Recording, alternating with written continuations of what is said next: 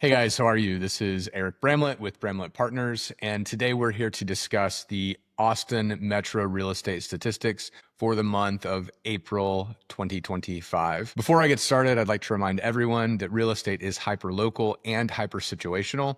So if you have a specific situation or specific submarket that you would like to discuss, please reach out to me or reach out to the team, and we'd love to chat with you about your situation and submarket. All that said, let's go ahead and jump right into the stats for the month of April. Statistics in the month of April didn't look really that phenomenal, which wasn't a huge surprise given the national economic news and the tariffs.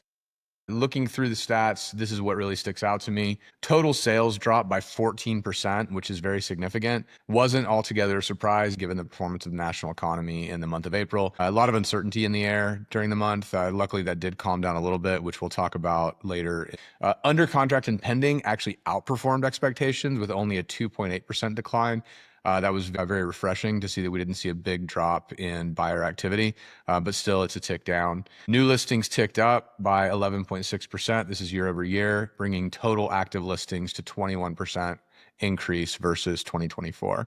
This has taken us firmly into buyer market territory now. The Austin Metro is now in an environment with 6 months of inventory. This is firmly a buyer market, and you feel it whenever you are selling a property or making offers on properties. Average days on market is now 76 days on market. Most important question that buyers and sellers ask is it a safe time to buy a property, and is it a safe time to sell a property? We have had pricing stabilization now for almost 2 years. We've not seen prices go up or down significantly. And if you look at the trend line here, it's just a very slight decline from April 2024 on both average and median. But if you need to sell, you can sell, and you are not walking into a market that's declining significantly. And if you are in a position where you need to buy a property, yes, this is a safe time to buy. It's important to remember that the average homeowner in Austin stays in their home for 8 years. And the question you need to ask yourself is, am I confident that I will be there for at least 5? New listings, we're looking at seasonal trends here, and we always see new listings tick up in the spring. If you look at the chart, you can see 2025 versus 2024. You can see that 10% increase. So quite a bit of supply hitting the market right now. And then if we look at the seasonal trend on pending units, still tracking seasonally, so we can expect more than likely most demand to be right now in the spring and early summer months, but you can see also that there's just a small decline in the demand from 2024 to 2025. We dug into the pending units more. I was a bit concerned about the economic news in the month of April. We wanted to see how the market would react. So we looked at the total pending units in 2024 versus 2025. This is actually a slightly different statistical tool, and it showed me 2.64% decline. But what really stuck out to me were the price reductions in April of 2025. So we saw almost a 3 times increase in price reductions in 2025 versus 2024. What this tells me is that sellers who are motivated are the sellers that are selling, and you're seeing them drop price. The median list price on properties that went pending in April 2025 is 4% lower than it was in 2024. Average list price per square foot, 5%. Median list price per square foot, minus 7%. And average list price, minus 2%. So if you do need to sell this year, it's time to look at your pricing. You don't need to make dramatic price cuts, but you do need to look at this and say, what will help me succeed this year? If you don't need to sell this year, if you're not highly motivated, there's still a great chance that you will sell.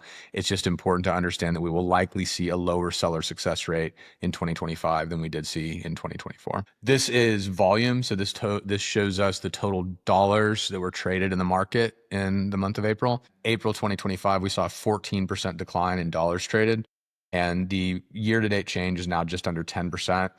It just shows that, again, that there's less demand in the market this year, which makes sense given the uncertainty in the economy. Taking a step back and looking at total pending units since 2019, this puts a lot of perspective into the current situation. So 2019 is the last year that we would consider a normal year, and it looks like we had about 10,500 units sold year to date in April. 2021 was obviously a very insane year. We were almost 12,000, and then we corrected down 2023, 9,000, and then we're at 8,600 year to date. So right now, this is the lowest unit count year to date that we've seen since the market correction from the COVID boom. This is something that we look at relatively frequently. This is the Fear and Greed Index. It's from CNN.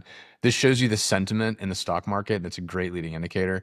This was an extreme fear only 3 weeks ago. So it's great to see that the stock market has come back in terms of its sentiment, and this generally leads consumer confidence and consumer sentiment. So we do expect to see consumer confidence rebound whenever those numbers are reported in a week or two. .com job postings is another metric that we watch, and we've seen these numbers decline very steadily from the peak in 2022. But whenever we look at a 13-month trend, April to April, you can see that these numbers have flattened. Things are not getting measurably worse. So the question is simply, when will jobs return? It's not a question of if jobs will return. Austin is a very attractive job market when tech employers are looking for expansion. It's simply a question of when will the tech employers begin hiring again, and that will be a really phenomenal leading indicator whenever we see those jobs start to come back. Mortgage rates typically provide an outsized result. Right now, we have seen mortgage rates stabilize. It was a little bit scary whenever we saw rates jump up above 7% in the month of April as a reaction to the tariffs. Great to see them stabilize again in the high sixes. We obviously would like to see those go down. If they do get down into the mid sixes, and gosh, it'd be amazing to see them get down into the low sixes, then I think that we'll see outsized reaction in the market, because we have quite a bit of pent up demand in the market. So the leading indicators, they actually look okay. They're a light at the end of the tunnel. Things are not getting worse. Things are stable. Now we're just kind of waiting to see when will things start to improve. For my realtor friends out there, and also for folks that are hiring realtors, it's really important to see the breakdown of agents and how active they are. And it's tough out there for agents. So over half of the agents have made 0 sales in 2025. Roughly 20% have made only 1 sale. And agents that are staying busy, 3+ sales, they make up fewer than 20%. We're only at 13.9%. So, if you're an agent who's struggling, you're having a hard time, just know that you're not alone. If you're a consumer that really needs some great guidance, it's important to know who you're working with. And we're always here to help agents improve their situation and look at what's effective. And then obviously everybody at the firm is very experienced. So if you do need some great guidance, just reach out to us. We can make sure that you get an agent who does a good amount of business. Thanks so much for listening. Just another quick reminder that if you would like to talk about your situation, that's if you're a buyer, if you're a seller, if you're an industry professional, please reach out to me. You can find my contact information in the description. We have a pretty active Facebook group. And yeah, if the market is the market. We can't control the market that we're operating in. Things are still moving. We can control how we react. And it's not a question of if Austin will recover. It's a question of when do we start recovering. Thanks again for watching. I'm Eric Bramlett with Bramlett Partners, and I hope you have an amazing day, an amazing weekend. Hope to see you at Lockhart Rising. And if not there, I hope you get outside and enjoy the weather. Thanks so much.